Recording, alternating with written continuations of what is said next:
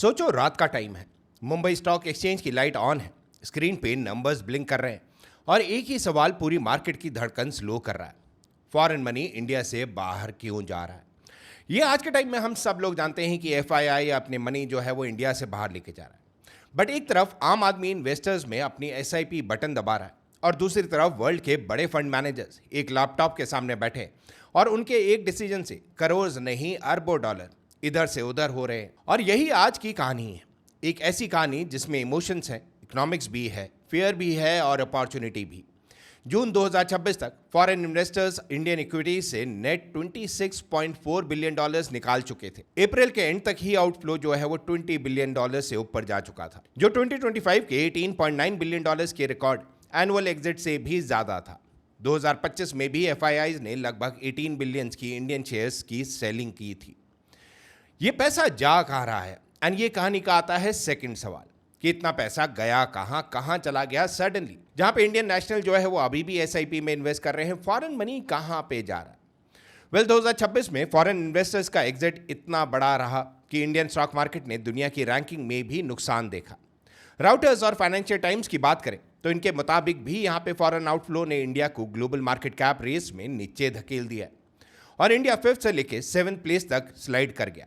Same period में यहाँ पे ताइवान और साउथ कोरिया ने इंडिया को मार्केट वैल्यू में भी पीछे छोड़ दिया। और ये सिर्फ एक स्लो ड्रिफ्ट नहीं था। मार्च 2026 के बाद प्रेशर और तेज हुआ। ईरान वॉर के बाद ऑयल शॉक ने सेंटिमेंट्स को हिट किया और फॉरेन इन्वेस्टर्स ने इंडियन इक्विटीज से रिकॉर्ड 12.14 बिलियन डॉलर्स निकाल दिया। साथ ही बॉन्ड से 152 बिलियन रुपीस भी बाहर गए। रुपी की जहां पे हम लोग बात करें वो 94.78 के ऑल टाइम लो तक स्लाइड कर गया और वॉर स्टार्ट होने के बाद उसमें 4.2% की गिरावट भी यहां पे देखने को मिली। तो सवाल आता है कि पैसा भागा क्यों? एंड यही है असली मिस्ट्री। मनी भागा क्यों? फॉरेन इन्वेस्टर्स ने इंडिया से पैसे निकालने क्यों स्टार्ट करे? इसका एक ही रीजन नहीं है, ये एक फुल स्टॉर्म है। यहाँ पे बहुत सारे स्टॉर्म्स की हम लोग बात करेंगे एंड सबसे पहला स्टॉर्म आता है वैल्यूएशन का। राउटर्स के मुताबिक इंडियन मार्केट 21 से ज्यादा अर्निंग पे ट्रेड कर रहा था, जो काफी मेजर यूरोपियन और इमर्जिंग मार्केट से ऊपर था। जब मार्केट्स महंगा लगने लगता है तो ग्लोबल फंड्स प्रॉफिट बुकिंग करते हैं और सस्ता ऑल्टरनेटिव मार्केट में ढूंढते हैं। राउटर्स ने भी यही नोट किया कि जो वैल्यूएशन प्रीमियम कभी इंडिया की ग्रोथ स्टोरी जस्टिफाई करती थी वो अब डिफेंड करना यहाँ पे हार्डर लग रहा है। एंड यही था सबसे पहला स्टॉर्म। बट जैसे कि हमने बोला, ये कहानी खाली एक स्टॉर्म की नहीं है, यहाँ पे मल्टीपल स्टॉर्म जो हैं वो आए, उन्होंने हिट किया। एंड यहीं पे हम लोग बात करते हैं दूसरे स्टॉर्म की, जहाँ पे हम लोग बात करेंगे ग्लोबल मार्केट कैसे यहाँ पे एआई की तरफ शिफ्ट हुआ। आज दुनिया का स्मार्ट कैपिटल जो है वो एआई विनर्स की तरफ जा रहा है। स्पेशली यहाँ पे हम लोग बात करें ताइवान और साउथ कोरिया जैसे मार्केट्स में, जहाँ चिप जायंट जैसे टीएसएमसी, सैमसंग और एसके हाइनिक डायरेक्ट एआई बूम से बेनिफिट कर रहे हैं।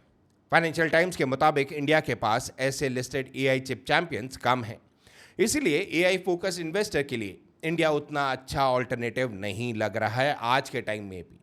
And this is a big thing, क्योंकि पूरी दुनिया जो है वो एआई की तरफ जा रही है एंड इंडिया वहाँ पे एआई चिप्स अभी तक प्रोड्यूस नहीं कर रहा। The countries people are looking towards is Taiwan, they are looking towards South Korea, and तभी पैसा जो है उन दोनों कंट्रीज की तरफ आगे बढ़ रहा है।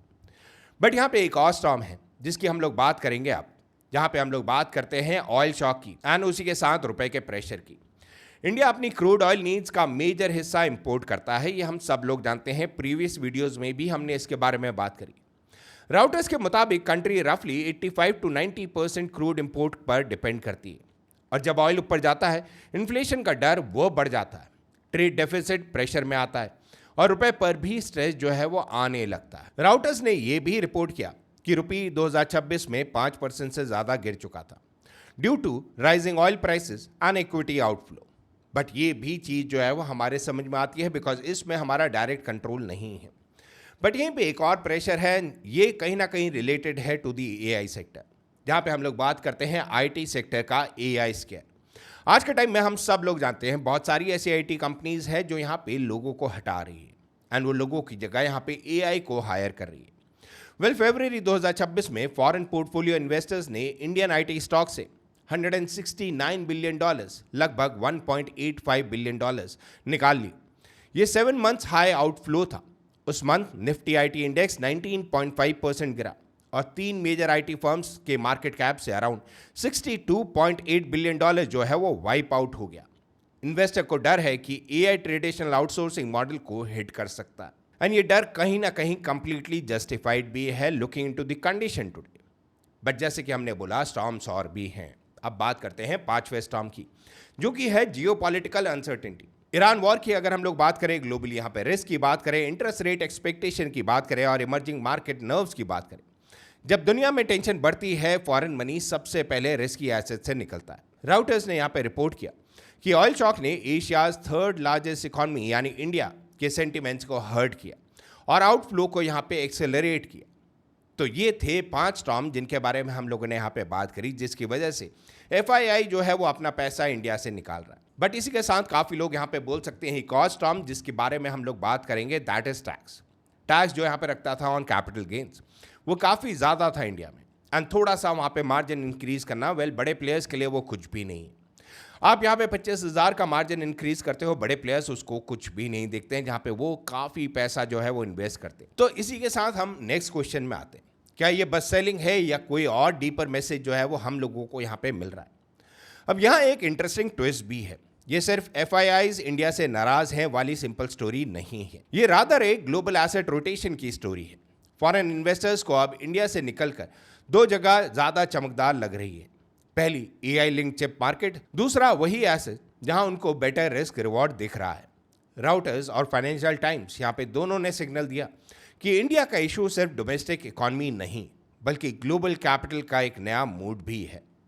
और इसी बीच एक और बड़ी बात हुई, इंडिया का आईपीओ बूम। राउटर्स के मुताबिक फॉरेन बेस्ड कंपनीज ने इंडिया लिस्टिंग का यूज सिर्फ कैपिटल राइज के लिए नहीं, बल्कि प्रॉफिट्स होम कंट्रीज भेजने के लिए भी किया। 2024 से लेकर अभी तक almost $5 billion offer for sale route से बाहर गया, और Hyundai मोटर्स और LG इलेक्ट्रॉनिक्स जैसे नेम्स इस ट्रेंड के मेजर ड्राइवर रहे। वेल, इसका मतलब क्या है, इसको समझते हैं बहुत सिंपल लैंग्वेज में। इंडिया के मार्केट में फॉरेन इंटरेस्ट कंप्लीटली खत्म नहीं हुआ, लेकिन फॉरेन प्लेयर्स का बिहेवियर यहाँ पे बदल गया है। वो अब ग्रोथ स्टोरी से ज्यादा वैल्यूएशन, एग्जिट टाइमिंग और ग्लोबल मार्केट अपॉर्चुनिटी कॉस्ट वो देख रहे हैं। एंड इसी के साथ आ जाते हैं हम एक और सवाल में जो हम सबके सामने आज के टाइम में खड़ा है, इंडियन इकॉनमी के लिए प्रॉब्लम क्या है। वेल, प्रॉब्लम जानना हमारे लिए ज़रूरी है सो दैट हम लोग यहाँ पे ही कोई उसका आंसर भी निकाल सकें। वेल, ये सबसे इंपॉर्टेंट सवाल है, इसका इंडिया पर इफेक्ट होता है क्या। सबसे पहला इफेक्ट, वेल, वो स्टॉक मार्केट में प्रेशर यहाँ पे बहुत क्लियरली नजर आता है। जब फॉरेन मनी निकलती है, स्टॉक मार्केट पर सेलिंग प्रेशर आता है, सेंटीमेंट जो है वो वीक होते हैं और वॉलेटिलिटी वो यहाँ पे बढ़ जाती है। राउटर्स के मुताबिक 2026 में Indian stock record foreign exit के साथ अंडर परफॉर्म कर रहे थे और मार्केट रैली को ये आउटफ्लो कैप वो कर रहे थे। वेल, इसका दूसरा इफेक्ट भी आता है, वो आता है हमारे रुपए पे। रुपए पर प्रेशर आता है, वो कब आता है, जब डॉलर्स इंडिया से बाहर जाते हैं, डिमांड सप्लाई का बैलेंस रुपए के अगेंस्ट हो सकता है। राउटर्स ने यहाँ पे क्लियरली लिंक किया कि इक्विटी आउटफ्लो और ऑयल प्राइसेस रुपए वीक होने के मेजर रीजंस हैं। रुपीज वीक होगी तो इंपोर्टेड ऑयल, इलेक्ट्रॉनिक्स, मशीन्स और ग्लोबल इनपुट्स कॉस्ट महंगी पड़ सकती है।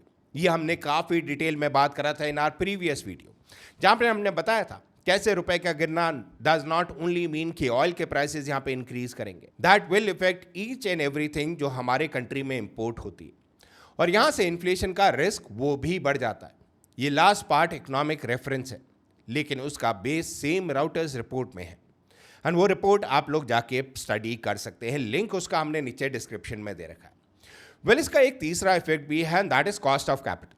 जब ग्लोबल इन्वेस्टर कॉशियस होते हैं, इंडियन कंपनीज के लिए इक्विटी और डेट मार्केट में कैपिटल रेज करना एक्सपेंसिव हो सकता है। इसी प्रेशर को सॉफ्टन करने के लिए India reportedly foreign bonds investor को अट्रैक्ट करने के लिए कैपिटल गेन टैक्स वो रिमूव करने की प्लानिंग कर रहा था, एंड वो अभी कर भी दिया। राउटर्स के मुताबिक ये मूव रुपए को स्टेबलाइज करना और फ्रेश फॉरेन इनफ्लो लाने के लिए सोचा गया। वेल, कितना फॉरेन इन्वेस्टर वापस आता है वो कंप्लीटली डिपेंड करेगा, बट जहाँ पे हम कैपिटल टैक्स की बात करते हैं वो ज़रूर यहाँ पे इम्पैक्ट कर रहा था एफआईआईज को to take out the money from India. But यहाँ पे एक और इफेक्ट है, एंड वो इफेक्ट यहाँ पे साइकोलॉजिकल है, जो कि यहाँ पे आता है फ्रॉम द मार्केट। एंड ये बात हम लोग कर रहे हैं मार्केट कॉन्फिडेंस की। पैसा सिर्फ बैलेंस शीट पर नहीं, साइकोलॉजी पर भी चलता है। जहाँ एफआईआई सेलिंग होती है, वहाँ रिटेल इन्वेस्टर को लगता है कि क्या कुछ बड़ी प्रॉब्लम है, और इसी फेयर से और वॉलेटिलिटी वो इंक्रीज होती है।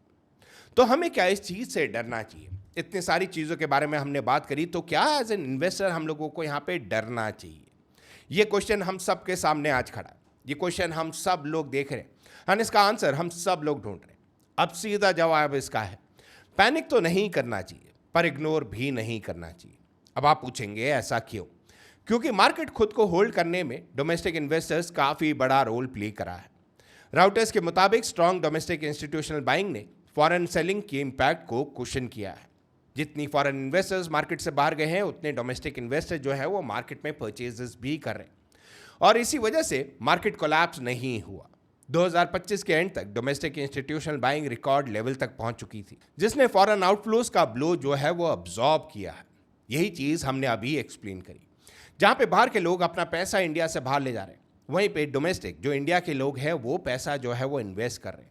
अब वो कर रहे हैं थ्रू डिफरेंट मीन्स। वो यहाँ पे SIP स्टार्ट कर रहे हैं, वो स्टॉक मार्केट में जाके स्टॉक्स परचेज कर रहे हैं और भी चीज़ें यहाँ पे कर रहे हैं।